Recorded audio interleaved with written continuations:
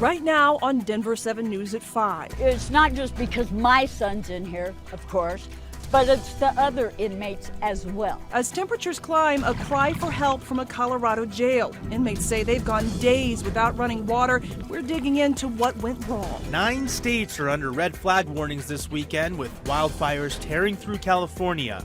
We're taking a closer look at how drought conditions here at home could impact ski season. And with the temperatures in the 90s this holiday weekend, it's putting us in the running for one of the hottest summers on record. Plus, one door closing for a Rhino restaurant is opening for another to give back. What impact the Preservery is hoping to have. Good evening and thanks for joining us for Denver 7 News at 5. I'm Bayan Wang. And I'm Jacqueline Allen. Happy Labor Day weekend. And we start tonight with a live look at our holiday traffic. This weekend is the unofficial end of summer, and lots of people are just not laboring today, making their way out of downtown. You can see there's lots of cars moving here on I-70 just outside of downtown. This is just south of I-70. And look, it feels like summer's making one last stand this weekend. Meteorologist Stacey Donaldson joins us now. Stacey, if this is actually the unofficial end of summer, I gotta say, temperatures are going out with a bang. That's right. 95 degrees, our official high at DIA this afternoon. The record 97, so we did not tie or break that. But boy, it was hot out there today. Still is. Temperatures in the 90s for the Front Range and the Eastern Plains, 80s and 90s for the high country as well.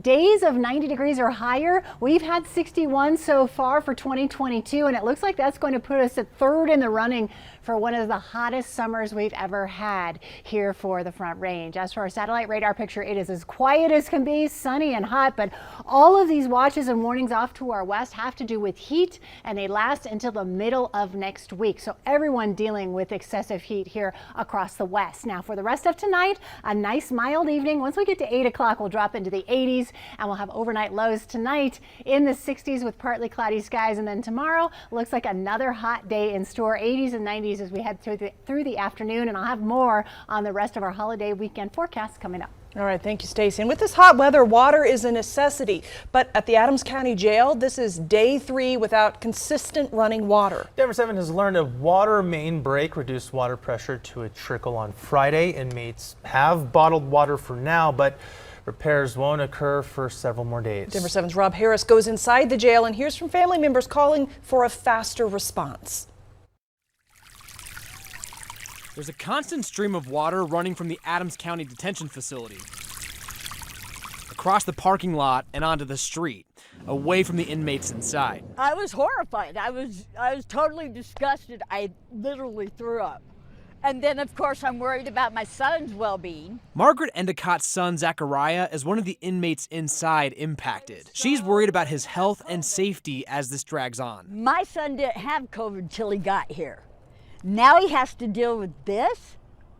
It's not right. The Adams County Sheriff's Office tells us roughly 300 of the more than 900 inmates inside are being impacted by the water main break.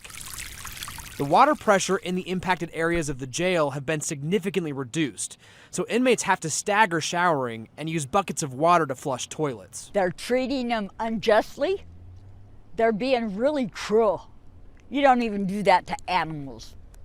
I would hope not. We went inside the jail with Sheriff Rick Reigenborn and asked him why repairs are being stalled until Tuesday. We're afraid that if we dig up that main break, we're not going to be able to get the parts needed to fix it. If we can't get the parts we need to fix that, then we'll have to shut all of the water off to the facility completely. And so we figured some water is better than no water as we go through this problem. So is there an option to move inmates that are in the impacted part of the facility to a place that has consistent water?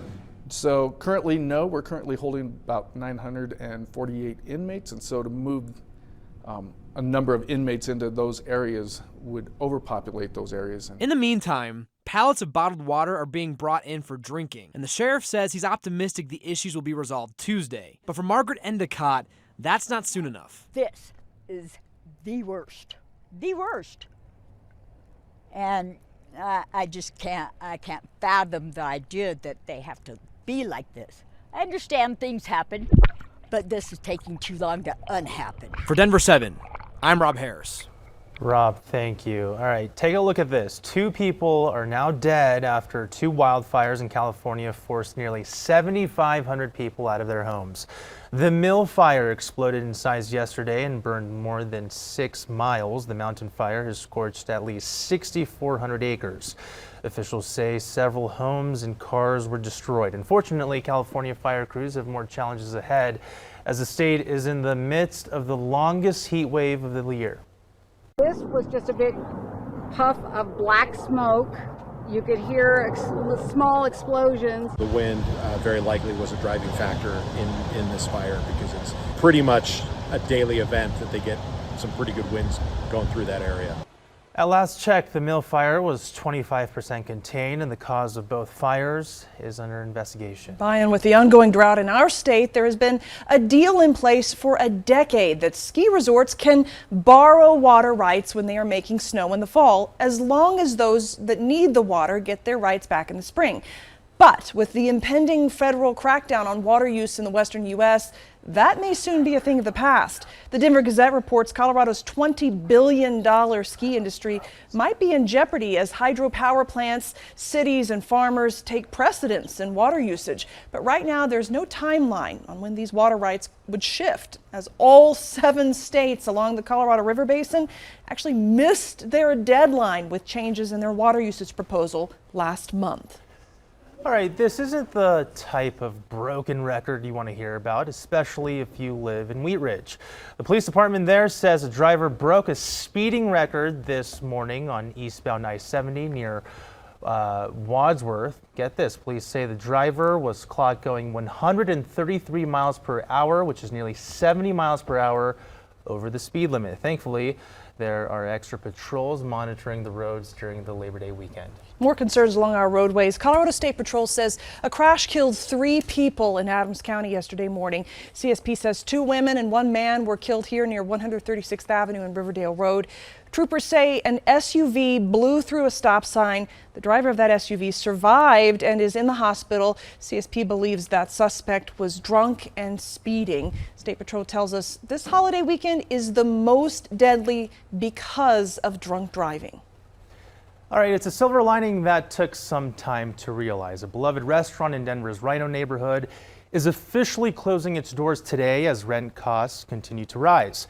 The owners of the Preservery say the next chapter is underway. As Denver 7's Christian Lopez shows us, their new endeavor may have a bigger impact than the one preceding it.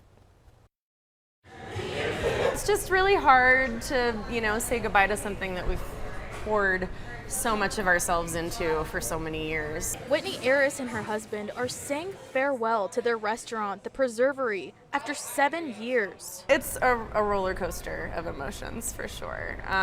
We are gonna miss the space so much. There's something really amazing about having a space where people can just come. And, my husband and I are used to just having dozens of people we know stop by every day. Rising rent costs and focusing on family were some of the things that led to the extremely difficult decision. We're going to miss all our people, our team, working with all these folks, most of which have been working with us through the pandemic. Sunday is the last day the Preservery will be open. Now, the silver lining in this, she says she and her husband are continuing a program that have kept their spirits afloat during the hardest times. We developed during the pandemic a Giving Meals program where we enable guests to purchase meals for those in need, and we make and distribute them to tent encampments around the area. Their new nonprofit, the Preservery Foundation, will continue doing just that, providing hunger relief to those in need. I'm so grateful that we had the chance to do what we did, and the community embraced us pretty beautifully. I just hope that we can remain to be a meaningful part of the Denver community for as long as we're here. Reporting in Denver, I'm Christian Lopez, Denver 7. We wish them the best. Christian, thank you. Colorado food banks are seeing greater demand as working families struggle to afford rising grocery prices, but now the banks are the ones in need of help. Food Bank of the Rockies says they are spending more on food and receiving fewer donations because of inflation. Government funding is also down. Last year, the government provided 50% of the bank's food supply. This year, they provided just 19%. If you want to help out, Food Bank of the Rockies is accepting donations online. Just $1 can provide up to 4 meals for a family in need.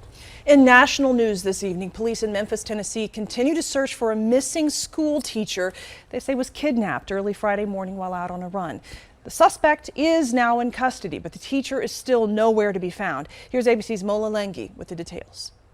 Memphis police announcing they have made an arrest in the case of missing Memphis schoolteacher Eliza Fletcher. Possible abduction earlier today for Miss Liz Fletcher. 38-year-old Cleotha Abston has been charged with especially aggravated kidnapping and tampering with evidence.